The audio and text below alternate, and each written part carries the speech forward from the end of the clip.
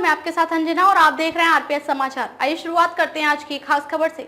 आज मनाई जा रही है देवउठनी एकादशी। जाने शुभ मुहूर्त, पूजा विधि और महत्व। कार्तिक मास की शुक्ल पक्ष की एकादशी तिथि को मनाई जाने वाली देवउठनी एकादशी का पर्व आज पूरे देश में श्रद्धा और भक्ति के साथ मनाया जा रहा है। ये तिथि भगवान विष्णु के जागरण का प्रतीक मानी जाती है। धार्मिक मान्यता है भगवान विष्णु चातुर्मास में 4 महीने की योग निद्रा में रहते हैं और देवउठनी एकादशी के दिन पुनः जागृत होकर संसार के कार्यों में प्रवृत्त होते हैं। इसी कारण इस दिन से ही शुभ और मांगलिक कार्यों की शुरुआत मानी जाती है। भगवान विष्णु के जागरण से शुरू होते हैं शुभ कार्य। हिंदू परंपराओं के अनुसार आषाढ़ शुक्ल एकादशी से लेकर कार्तिक शुक्ल एकादशी तक भगवान विष्णु क्षीर सागर में योग निद्रा में रहते हैं। इस अवधि में विवाह, गृह प्रवेश, मुंडन संस्कार या यज्ञ जैसे शुभ कार्य नहीं किए जाते। देवउठनी एकादशी के दिन भगवान विष्णु के जागरण के साथ ही विवाह, गृह प्रवेश और धार्मिक अनुष्ठान जैसी शुभ गतिविधियां पुनः आरंभ हो जाती हैं। ज्योतिषाचार्य रघुनाथ प्रसाद शास्त्री का कथन। स्थानीय ज्योतिषाचार्य रघुनाथ प्रसाद शास्त्री जी ने बताया कि जो भक्त इस दिन भगवान विष्णु और माता लक्ष्मी की विधि विधान से पूजा करता है, उस पर विशेष कृपा बरसती है। उन्होंने कहा, देवउठनी एकादशी के दिन भगवान विष्णु और माता लक्ष्मी की उपासना करने से घर में सुख, शांति, धन, वैभव और सौभाग्य की प्राप्ति होती है।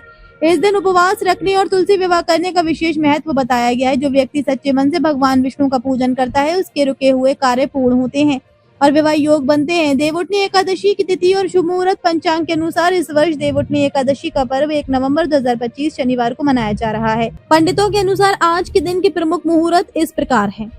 ब्रह्म मुहूर्त सुबह 5:09 से 6:11 तक। प्रातः संध्या सुबह 5:40 से 7:12 तक। अभिजीत मुहूर्त सुबह 11:15 से 11:50 तक। विजय मुहूर्त दोपहर 11 बजे से 1:34 तक। गोधूली मुहूर्त दोपहर 3:54 से 4:24 तक।